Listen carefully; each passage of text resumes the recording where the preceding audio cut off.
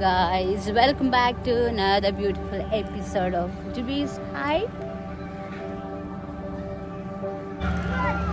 കുട്ടികൾക്ക് കുറേ fun activities fun fair ഒക്കെ നടക്കുന്നുണ്ടായിരുന്നു.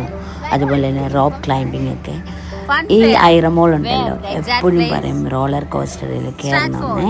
നമ്മൾ ബില്ലൊക്കെ പേ ചെയ്ത് അവിടെ എല്ലാം സെറ്റ് ചെയ്യാൻ നേരത്തേക്കും പറയും, അമ്മേ എൻ്റെ മുട്ട് വരയ്ക്കുന്നത് ഞാൻ പോകുകയെന്ന് പറയും.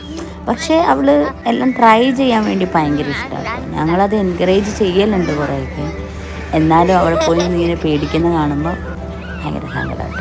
എന്നാലും ഈ ഒരു യാത്രയിൽ അവൾക്ക് അഡ്വഞ്ചർ ചെയ്യുന്നുണ്ട്. അത് ഞാൻ മുന്നോട്ടുള്ള വീഡിയോയിൽ അറ്റാച്ച് ചെയ്തിട്ടുണ്ട്. ഇവിടെ അടുത്ത് തന്നെ നോക്കിയാൽ യെല്ലോ പ്ലം കുറേ താഴെ പൊഴിഞ്ഞ് കിടക്കുന്നത് കണ്ടോ. അവിടെ ഇഷ്ടം പോലെ പ്ലമ്മിൻ്റെ ട്രീസ് ഉണ്ടായിരുന്നു കേട്ടോ. അപ്പോൾ അത് ഇങ്ങനെ പൊഴിഞ്ഞ് കിടക്കുക. ഞാൻ ആലോചിക്കുക കേട്ടോ, നമ്മുടെ കുട്ടിക്കാലത്തൊക്കെ ഇങ്ങനെ മാങ്ങയും പുളിയും ഒക്കെ പറക്കാൻ നമ്മൾ പോകത്തില്ലെന്ന്. പക്ഷെ ഇവിടെ ഉള്ള ആൾക്കാർ അതൊന്നും മൈൻഡ് ചെയ്യൽ കൂടിയില്ല കേട്ടോ. അത് വേറൊരു രീതി. പക്ഷെ എനിക്കൊക്കെ ഇങ്ങനെ അതൊക്കെ ഇഷ്ടമാണ്. ഈ ഫൺ ഫെയറിലെല്ലാം കയറുകയാണ് മക്കൾ. ഞാനതിൻ്റെ ഇടയിൽ ഇപ്പോൾ 2 ആക്ടിവിറ്റീസായിട്ടാണ് പിള്ളേർ ചെയ്യുന്നത്. ഇപ്പോൾ 2ൻ്റെ നടുക്കായിട്ട് ഞാൻ നിന്ന് എനിക്കെന്നാൽ കുറച്ച് വീഡിയോസൊക്കെ എടുക്കാൻ വിചാരിച്ചു. ഐറ ബമ്പിങ് കാറിൽ കയറി. ബമ്പിങ് കാറിൽ ജസ്റ്റ് അതിനകത്ത് 2 റെഗുലേറ്റേഴ്സ് ഉണ്ട്, അതിൽ പിടിച്ച് അങ്ങോട്ടും ഇങ്ങോട്ടും. മിക്ക പിള്ളേർക്കും ഇഷ്ടമുള്ള ഒരു സംഭവമാണല്ലോ ബമ്പിങ് കാർ. പക്ഷെ സേറയ്ക്ക് ഇഷ്ടമില്ല. എൻ്റെ 2ാമത്തെ മോക്ക് അത് പറയുന്ന ഭയങ്കരമായിട്ട് ബമ്പ് ചെയ്യുമെന്ന്. ഞാൻ പറഞ്ഞില്ലായിരുന്നു, ഐറമോൾ അഡ്വഞ്ചറായിട്ടുള്ളൊരു ആക്ടിവിറ്റീസ് ചെയ്തു. റോപ്പ് ക്ലൈംബിംഗ് ആണ്. അപ്പോൾ പല ടൈപ്പിൽ സിംഗിൾ റോപ്പിൽ കൂടെ അവളിങ്ങനെ ക്രോസ് ചെയ്ത് പോകണം. പക്ഷെ അവൾ ധൈര്യമായിട്ട് പോയി.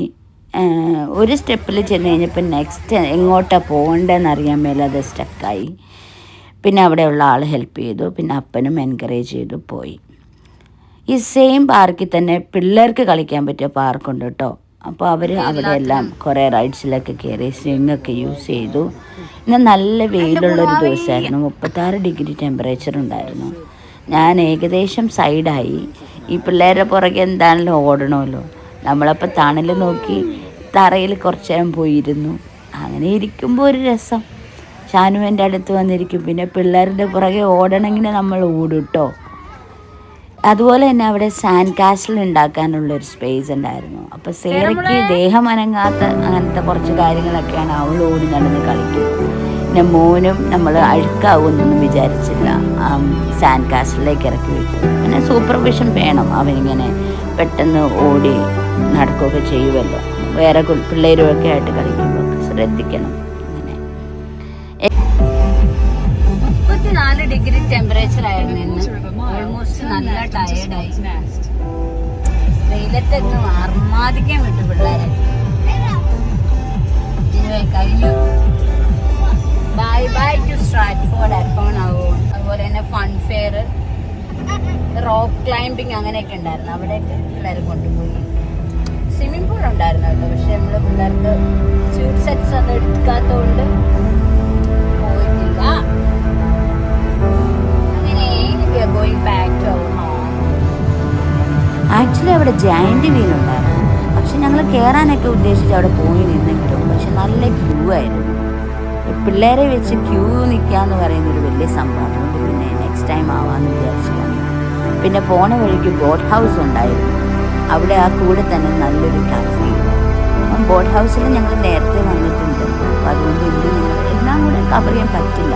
ശരിക്കും പറഞ്ഞാൽ ഒരു ബിഗ് 1 ഡേ ട്രിപ്പ് തന്നെ പ്ലാൻ ചെയ്ത് നമ്മളിവിടെ വരാം. ബോട്ട് ഹൗസിൻ്റെ ആ ഒരു ഏരിയ ഒക്കെ ആയിട്ട് രസമല്ലേ, ക്ലിയർ ആയിട്ടുള്ള ലേക്കാണ്. ഞങ്ങളുടെ യാത്രയുടെ അവസാനം ഇവിടെ നിന്ന് ഞങ്ങൾക്കൊരു 30 മിനിറ്റ് ഡ്രൈവ് ചെയ്തിട്ട് ഫുഡൊന്നും ഇതുവരെ കഴിച്ചിട്ടില്ല. നമ്മൾ പിള്ളേരെ കൊണ്ട് ആക്ടിവിറ്റീസിനൊക്കെ നടന്നുകൊണ്ട് ഫുഡ് കഴിച്ചിട്ടില്ല. ഏതെങ്കിലും റെസ്റ്റോറൻറ്റിൽ ഫുഡാണ് കഴിക്കണം. ഈ നിൽക്കുന്ന ഫ്ലവേഴ്സ് ഉണ്ടല്ലോ, നമ്മുടെ നാട്ടിലെ ഡെയിലി പൂവാണ്.